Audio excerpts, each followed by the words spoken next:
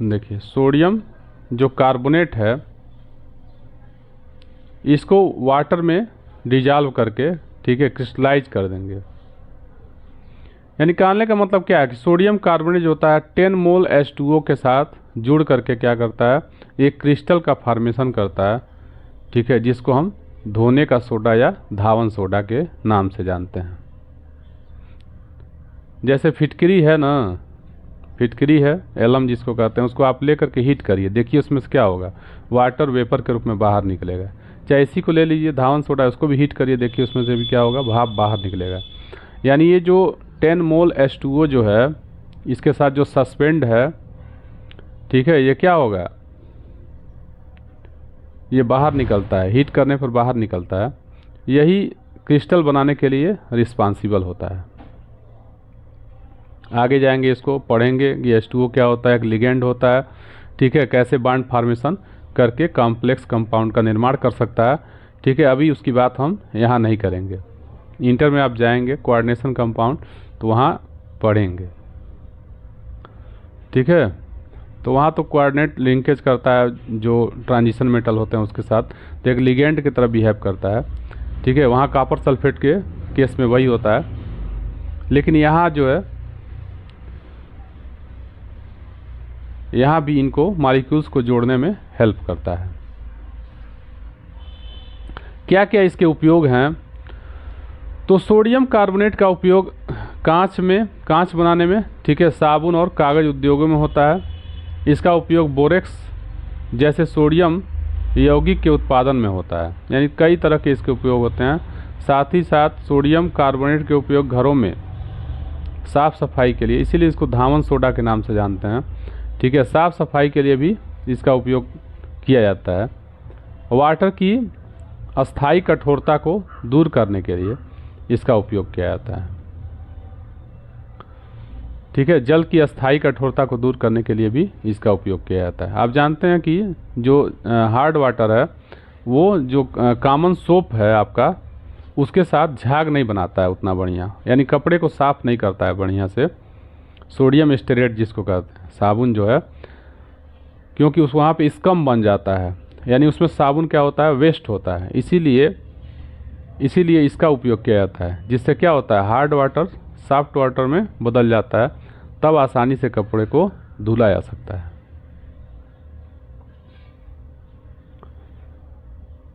चलिए आगे बढ़ते हैं। क्या लवण के क्रिस्टल वास्तव में शुष्क हैं? अब यही चीज़ बताया जा रहा है जो ऊपर अभी दिया हुआ था, ठीक है, सोडियम कार्बोनेट इंटू 10H2O।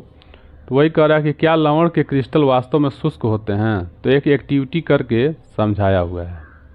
यहाँ पे देखिए क्या लिया है, बंसन बर्नर लिया है, एक टेस्ट ट्यूब लिया है, ठीक है, और टेस्ट ट्यूब में टेस्ट ट्यूब होल्डर लिया हुआ है। ये आपका टेस्ट ट्यूब है, ये बंसन बर्नर है, ये टेस्ट ट्यूब होल्डर है। एक लड़का क्या किया है, टेस्ट ट्यूब होल्डर की सहायता से परखनली को पकड़ा हुआ है। टेस्ट ट्यूब को परखनली कहते हैं हिंदी में, यानी जिसमें टेस्ट किया जाता है, परख किया जाता है, जिसमें रासायनिक क्रियाएँ कराई जाती हैं, उसको हम लोग क्या कहते हैं, टेस्ट ट्यूब कहते हैं। इसमें क्या करना है, कॉपर सल्फेट का ही कुछ क्रिस्टल लिया हुआ है। देखिए कॉपर सल्फेट का कुछ क्रिस्टल लेते हैं और उसको हम क्या करते हैं, एक शुष्क टेस्ट ट्यूब में ले लेते हैं, परखनली में ले लेते हैं, ठीक है। यहाँ पे बॉइलिंग ट्यूब लिया हुआ है। टेस्ट ट्यूब में और बॉइलिंग ट्यूब में थोड़ा सा फ़र्क होता है।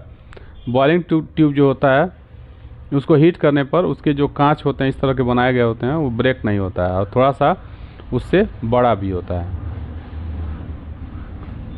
गर्म करने के बाद कॉपर सल्फेट का रंग क्या होता है, परिवर्तित हो जाता है। कॉपर सल्फेट जो होता है वो नीले रंग का होता है, इसको नीला थोथा के नाम से भी हम लोग जानते हैं।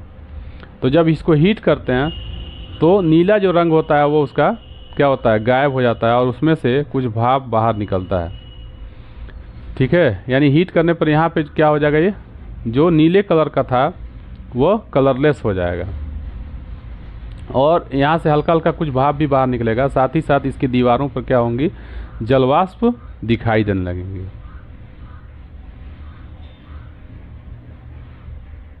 गर्म करने के बाद प्राप्त कॉपर सल्फेट के नमूने में जल की 2-3 बूंदें डालिए। आप क्या परीक्षण करते हैं, क्या कॉपर सल्फेट का नीला रंग वापस आ जाता है? आ जाएगा।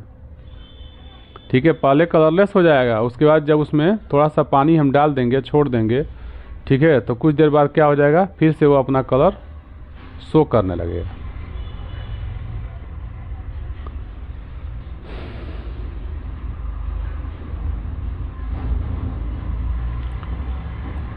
लवण के सूत्र इकाई में जल के निश्चित अणुओं की संख्या को क्रिस्टलन का जल कहते हैं,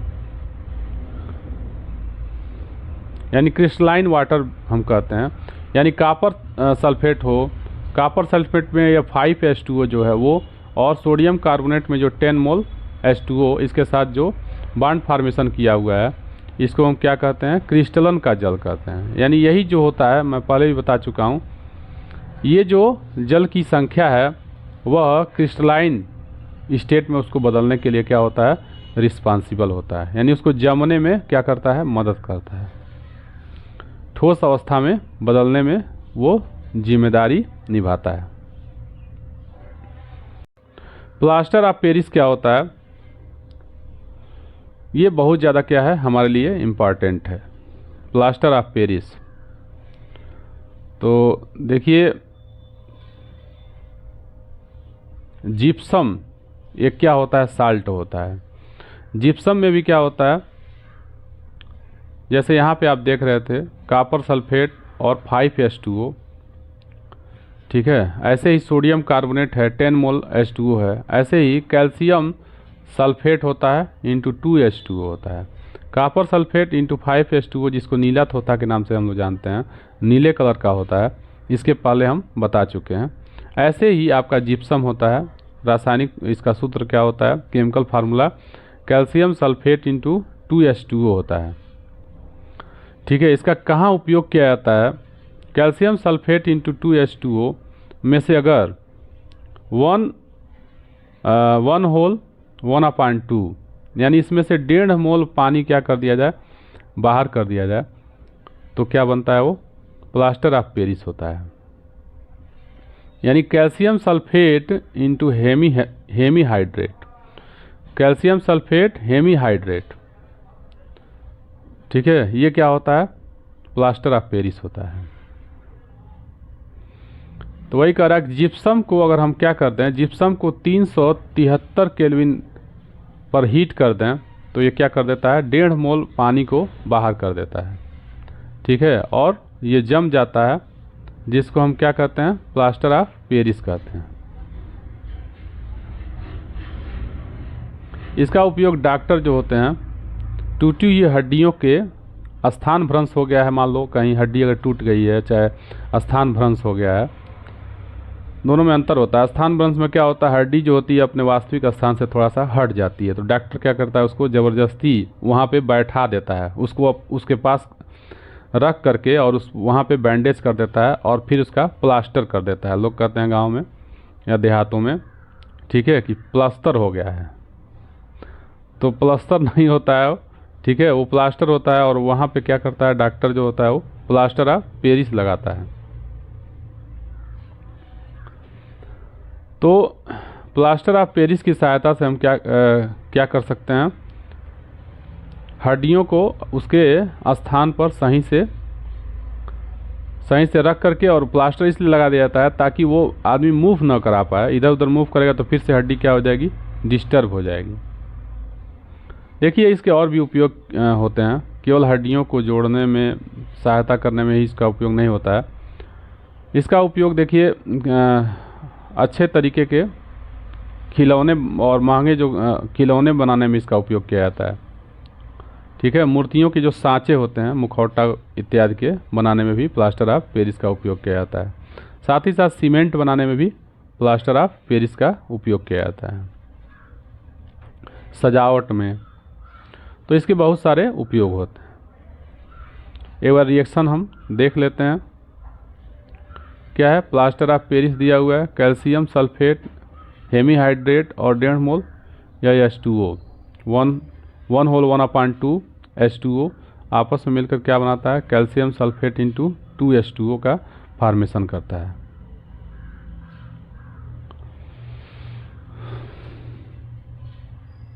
तो अब ये चैप्टर क्या हो गया आपका, कंप्लीट हो गया, ठीक है, अब इसमें कुछ बचा नहीं होगा। जो भी दिक्कत होगा आप शेयर करिएगा, उसको सॉल्व करने का प्रयास किया जाएगा। Thank you.